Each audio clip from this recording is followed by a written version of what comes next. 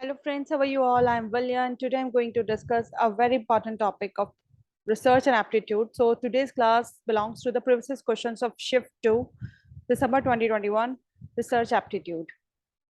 So in the previous session, we have completed Shift 1, Research Aptitude, and today I'm going to start Shift 2, Research Questions.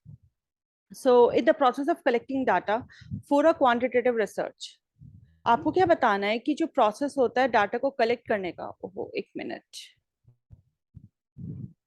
In the process of collecting data for a quantitative research के लिए जो process होता है collect करना data को, कौन कौन से स्टेप्स हैं जो सर्टेन ऑर्डर में आएंगे वो आपको बताना है। आइडेंटिफाई करना रिसर्च इंस्ट्रूमेंट्स को, एडमिनिस्टर करना रिसर्च इंस्ट्रूमेंट्स को सैम्पलिंग यूनिट्स के लिए, सीकिंग करना permission for the appropriate authority, या सिलेक्ट करना सैंपल को किसी मेथड के लिए, या अप्रोच करना सैम्पलिंग फ्रेम। देखो पहले सैंपल बनाने से पहले तो आप आइडेंटिफाई करोगे कि कौन कौन से रिसर्च इंस्ट्रूमेंट्स है जो आप यूज करने वाले हो, उनको आइडेंटिफाई करना। ठीक है, उसके बाद आप अपना सैंपल सिलेक्ट करोगे जो भी मेथड आप ले रहे हो। ठीक है, तो फर्स्ट हो गया आपका A and the second one is D. उसके बाद आता है फिर आप अपने जो सुपरवाइजर हैं, जो अथॉरिटी है, उससे आपको परमिशन लेनी होगी। ठीक है, उसके बाद आप क्या करेंगे, उसके बाद आप अप्रोच करेंगे किस तरह का आपको सैम्पलिंग फ्रेम बनाना है। देन आप एडमिनिस्टर करोगे अपने रिसर्च इंस्ट्रूमेंट्स को सैम्पलिंग यूनिट्स में, कि किस तरह से आपको अपनी सैम्पलिंग यूनिट्स को एडमिनिस्टर करना है। सो दिस इज योर, तो इसके अकॉर्डिंग जो हमारा फर्स्ट ऑप्शन है which is your correct answer. So the next question is a variable which potentially influences the outcome of a research study. आपको वो वेरिएबल बताना है जो कि इन्फ्लुएंस करता है रिसर्च के रिजल्ट में, आउटकम में, but can not be directly observe. लेकिन वो डायरेक्टली दिखाई नहीं देता, आप उसे डायरेक्टली ऑब्जर्व नहीं कर सकते, उसको आप कंट्रोल नहीं कर सकते। तो वो कौन सा वेरिएबल होगा जिससे कहीं ना कहीं आपकी रिसर्च का रिजल्ट अफेक्ट करता है, लेकिन वो डायरेक्टली ऑब्जर्व नहीं किया जा सकता, डायरेक्टली कंट्रोल नहीं किया जा सकता, which is called confounding variable, जिसको हम एक्सट्रेनियस वेरिएबल भी कहते हैं। क्योंकि जैसे अगर आप रिसर्च कर रहे हैं, कोई भी नॉइज वगैरह आती है या थोड़ी बहुत कोई भी नेचुरल बैरियर्स आ जाते हैं, उन पे आपका ना तो कोई कंट्रोल है, ना ही आप उसको एकदम डायरेक्टली ऑब्जर्व कर सकते हैं। तो ये सब कहीं ना कहीं आपकी रिसर्च के रिजल्ट पे भी इन्फ्लुएंस करता है। तो this is called confounding variables. So the next one is an investigator commits type 2 error in his research when he, type 2 error कब होती है रिसर्च में? तो ये मैंने कई बार कराया क्वेश्चंस में। जो टाइप 1 एरर होती है आपकी, उसका क्या होता है? टाइप 1 एरर कब होती है? जब आपकी नल हाइपोथेसिस राइट है और आप उसको क्या कर रहे हैं? रिजेक्ट कर रहे हैं। और टाइप 2 एरर कब होती है आपकी? जब आपकी जो डिसीजन है उस वो फॉल्स है और आप उसको क्या कर रहे हैं? एक्सेप्ट कर रहे हैं। दैट मीन्स तब आप टाइप 2 एरर कर रहे हैं। सो टाइप 2 एरर का मतलब क्या होगा? जब आप अपनी नल हाइपोथेसिस को एक्सेप्ट कर रहे हैं जबकि वो फॉल्स है। तो कौन सा आ गया आपका ऑप्शन? एक्सेप्ट करें जबकि वो फॉल्स है। तो हमारा सेकंड ऑप्शन इज करेक्ट। अच्छा, ये क्वेश्चन बहुत अच्छा क्वेश्चन है। A statistical measure based on the entire population, वो स्टैटिस्टिकल मेजर जो आप अपनी रिसर्च में यूज करते हैं, जो आप एक इंटायर पॉपुलेशन को, मतलब जो भी पॉपुलेशन आपकी टारगेटेड पॉपुलेशन होती है जो आप अपनी रिसर्च में यूज करते हैं, उसको हम पैरामीटर बोलते हैं। मतलब आपने पहले डिसाइड कर लिया कि आपको ये पॉपुलेशन अपनी रिसर्च के लिए लेनी है। So this is called parameter. And which of the following are the characteristics, question में क्या पूछा? कैरेक्टरिस्टिक्स पूछा हमसे पैरामीटर के। तो देखो इस तरह के क्वेश्चन आपके रिलायबिलिटी के काफी आए हुए हैं। ये मिलते जुलते ऑप्शन है, लेकिन थोड़ा सा आपको एक्जैक्टली पता होगा ना तो आपके लिए आंसर देना आसान हो जाएगा। अब जो पैरामीटर होता है वो कैरेक्टरिस्टिक होता है आपकी पॉपुलेशन का, जो कि आपने अपने रिसर्च में लिया है। A statistic is a characteristic of a sample, जो सैम्पलिंग आपने की अपनी पॉपुलेशन की अपनी रिसर्च में।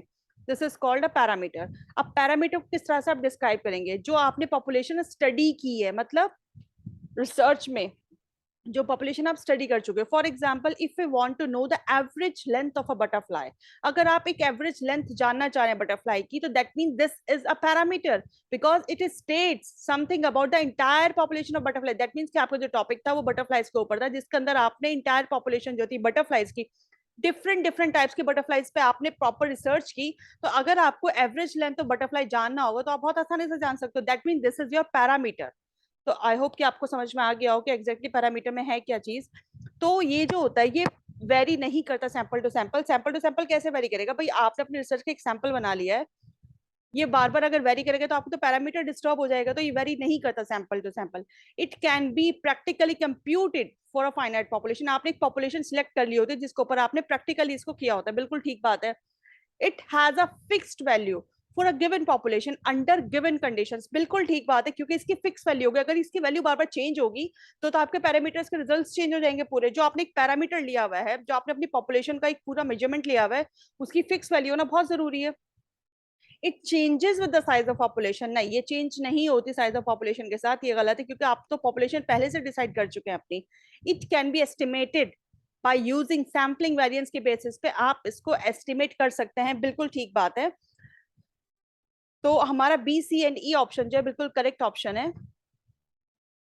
नेक्स्ट क्वेश्चन है हमारा, which of the following terms best indicates the intent of a qualitative research study. मतलब क्वालिटेटिव रिसर्च स्टडी का क्या पर्पस है, क्या गोल है, क्या टारगेट है, वो इंडिकेट करती है। कौन सी रिसर्च होगी आपकी? एस्टिमेशन, एक्सप्लेनेशन, एक्सप्लोरेशन या फिर प्रिडिक्शन। देखो पहले तो आप कोई चीज फाइंड आउट करेंगे ना, तभी आप उस चीज को प्रिडिक्ट कर सकते हो। तो फर्स्ट ऑफ ऑल रिसर्च में सबसे इंपॉर्टेंट क्या चीज आती है? पायलट स्टडी जिसे हम कहते हैं, जिसको मैं कहते हैं एक्सप्लोर करना। कि first of all you have to explore कि आप क्या रिसर्च करना चाह रहे हो। You have to know about the ideas, about the information, about the data. तो पहले आप क्या करते हो क्वालिटेटिव रिसर्च में? आप एक्सप्लोर करते हो, एक्सप्लोर करके देखते हो, उसके बाद जाके आपकी चीजें स्टार्ट होती हैं। तो एक्सप्लोरेशन जो होता है ये सबसे बेस्ट इंडिकेट होता है आपका क्वालिटेटिव रिसर्च का। ये क्वेश्चन बहुत अच्छा क्वेश्चन है, थोड़ा सा टफ कह सकते हैं हम इसको, कि थोड़ा सा डिफरेंट आ गया। In case of small samples, जब हम स्मॉल सैंपल्स की बात करें तो ये यूज जो होता है ना नॉन पैरामेट्रिक टेस्ट का, वो रिकमेंड किया जाता है। मतलब जब आपके स्मॉल सैंपल्स है तब आपको नॉन पैरामेट्रिक टेस्ट यूज करना चाहिए, ये रिकमेंडेशन होता है आपका रिसर्च डाटा को एनालाइज करने के लिए।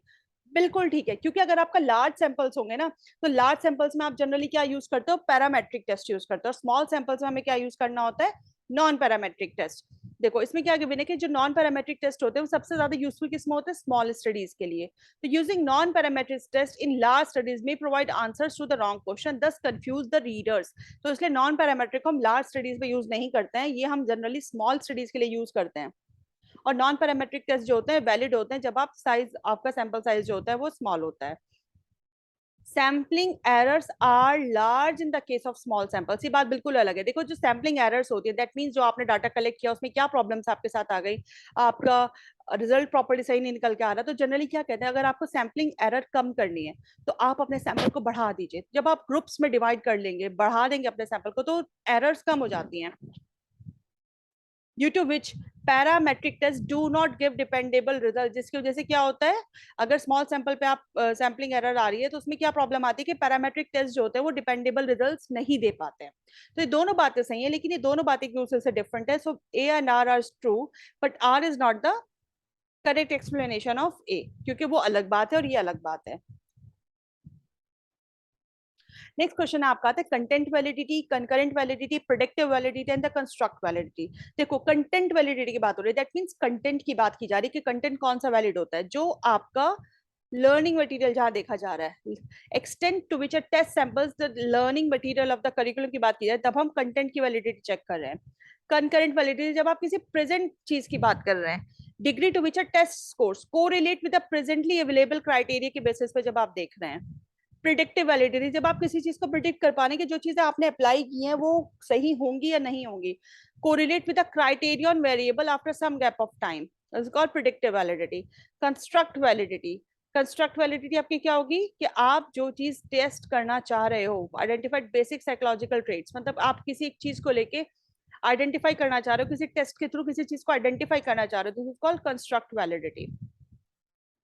अच्छा वैलिडिटी एग्जैक्टली होती क्या है, कि जो वैलिडिटी मतलब जो चीज आप टेस्ट करना चाह रहे हो वही टेस्ट करो, दिस इज कॉल्ड वैलिडिटी। मतलब अगर एक मैथ्स का टीचर हो कि आप बच्चे के इंग्लिश के कंसेप्ट चेक करना शुरू कर दें तो this is called invalid. So validity होती है कि जो आप एग्जैक्टली चेक करना चाह रहे हैं, बच्चे की जो चीजें आप चेक करना चाह रहे हैं आप वही चेक करेंगे, दैट मीन दिस इज, तो आपका टेस्ट जो होगा वो वैलिड होगा। अनटिल और अनलेस वो टेस्ट आपका इनवैलिड कहलाएगा।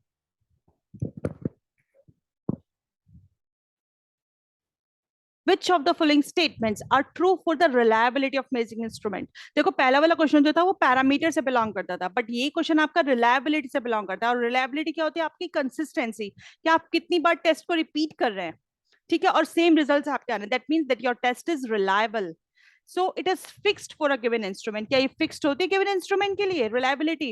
ये कोरिलेशन होता है आपके स्कोर्स का, मेजर करना इंस्ट्रूमेंट, ये बिल्कुल ठीक बात है, कोरिलेट करके तो आप चेक करते हैं reliability. It varies from sample to sample, ये वेरी करता है सैंपल टू सैंपल, बिल्कुल ठीक बात है, लेकिन पैरामीटर वेरी नहीं कर सकता। तो ये डिफरेंस था इन दोनों में।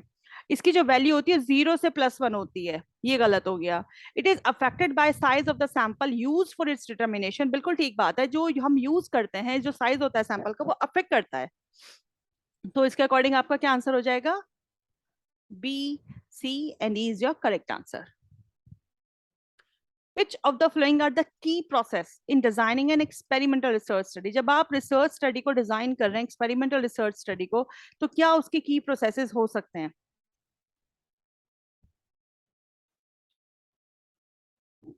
मैनिपुलेट करना चेंजेस को आउटकम वेरिएबल्स में, रैंडम असाइनमेंट जो होता है आपके सब्जेक्ट्स का to experimental and to control groups, random assignment of subjects to experimental and control groups, बिल्कुल ठीक बात है कि आप रैंडमली असाइन करते हैं अपने सब्जेक्ट्स को, एक्सपेरिमेंट करते हैं, कुछ आप कंट्रोल भी करते हैं ग्रुप्स को। एक ग्रुप आपका कंट्रोल ग्रुप होता है जिसको ऊपर आप कुछ नहीं करते, और एक ग्रुप होता है जिसके ऊपर आप ट्रीटमेंट करते हैं। तो एक्सरसाइज करना, कंट्रोल करना एक्सटर्नियस वेरिएबल्स को, दैट मींस जो चीजें आपके रिसर्च में प्रॉब्लम कर सकती हैं उसको आप कंट्रोल करेंगे, बहुत अच्छी बात है ये। सॉरी, ये करेक्ट है कि मैंने इस पे रॉन्ग ऑप्शन लगा दिया, आई थिंक ये ठीक था, सॉरी गलती से हो गया, यस इट्स करेक्ट। एक्सरसाइज करना, कंट्रोल करना एक्सटर्नियस वेरिएबल्स को, ऑब्जर्व करना चेंजेस को ट्रीटमेंट वेरिएबल पे, जो आप ट्रीटमेंट कर रहे हैं उसको आप ऑब्जर्व कैसे करेंगे, क्योंकि हमने एक ग्रुप तो बिल्कुल कंट्रोल रखते हैं बिल्कुल। तो रेंडमली असाइन करना ट्रीटमेंट्स टू ग्रुप्स। तो एक बार देख लेते हैं इसका जो आंसर है हमारा वो क्या है। रेंडम असाइनमेंट होना सब्जेक्ट्स के एक्सपेरिमेंट, और एक्सरसाइज करना कंट्रोलियस वेरिएबल एक्सटर्नल वेरिएबल्स पे कंट्रोल करना, बिल्कुल ठीक बात है। रैंडम असाइन करना ट्रीटमेंट से लेके ग्रुप तक। तो बी, सी एंड डी जो है आपका करेक्ट आंसर। नेक्स्ट क्वेश्चन है, if the lowest score in a distribution is increased by a small quantity, जो आपका लोवेस्ट स्कोर है डिस्ट्रीब्यूशन में वो इंक्रीज कर जाता है स्मॉल क्वांटिटी से, और हाईएस्ट वन जो होता है वो डिक्रीज कर जाता है सेम क्वांटिटी से। तो इस तरह के जो रिलेटिव रैंकिंग्स हैं वो चेंज नहीं होती किसी भी नए डिस्ट्रीब्यूशन में। सो इनमें से कौन सा मेजर है जो चेंज नहीं होता? देखिए, आपका मीन, मीडियन और जो क्वार्टाइल डेविएशन है वो चेंज नहीं होता, लेकिन मोड ऑफ वेरिएंस जो होता है जनरली आपका चेंज हो जाता है। मोड क्या होता है? आपकी रिपीटेड, और वेरिएंस क्या होता है? आपका जो स्क्वायर होता है स्टैंडर्ड डेविएशन का। तो मोड ऑफ वेरिएंस जो होते हैं चेंज हो जाते हैं, बट जो चेंज नहीं होते वो है आपके mean, median and quartile deviation. तो उसके अकॉर्डिंग हमारा A, B and D is our correct answer. Next question है हमारा, अ टीचर टेस्ट देता है 50 स्टूडेंट्स को अपनी क्लास में और अवार्ड करता है उनको लेटर से, ग्रेड्स देके, A B C D and E, to indicate their level of performance in hierarchical order. That means कि जो सुपीरियर है, वेरी सुपीरियर है, एवरेज है, इस तरह से करके उसने ग्रेड्स के बेसिस पे अपने स्टूडेंट्स को अवार्ड दिए हैं, ठीक है। Which of the order from best to the poorest, हाँ मतलब जो सबसे बेस्ट था, बेस्ट, वेरी बेस्ट और फिर पुअर तक को उसने पूरा इस तरह से अवार्ड दिए हैं लेटर्स की फॉर्म में। तो आपको बताना है कि which of the following combination of scales of measurement has been used. हमने पढ़े हमारे 4 स्केल्स होते हैं, nominal, ordinal, ratio and interval scale. जो आपका नॉमिनल स्केल होता है वो आपको क्लासिफाई करने के लिए हेल्प करता है, किसी भी चीज को क्लासिफाई करना। और इस क्वेश्चन में हम देख रहे हैं कि टीचर ने अपने स्टूडेंट्स को क्लासिफाई किया हायरार्कियल ऑर्डर में, from best to the poor. So that means कि यहाँ नॉमिनल स्केल का यूज किया जा रहा है, ठीक है। और एक हम देख सकते हैं कि एक ऑर्डर में उसने सब, क्योंकि हायरार्कियल ऑर्डर उसने यूज किया, क्वेश्चन में ऑलरेडी गिवन है, हायरार्कियल ऑर्डर उसने गिवन किया है। तो यहाँ क्या हो गया हमारा, नॉमिनल एंड ऑर्डिनल स्केल उसने यूज किए अपने स्टूडेंट्स को अवार्ड देने के लिए। So thank you friends for your attention. Stay blessed, enjoy learning and see you soon with the next video. So in the next video मैं कोशिश करूंगी कि आपके लिए साइकोलॉजिकल प्रिंसिपल्स क्वेश्चंस लेके आऊं ताकि आने वाले एग्जाम के लिए आपका अच्छा रिवीजन हो जाए. So thank you friends. Bye bye. See you soon with the next video.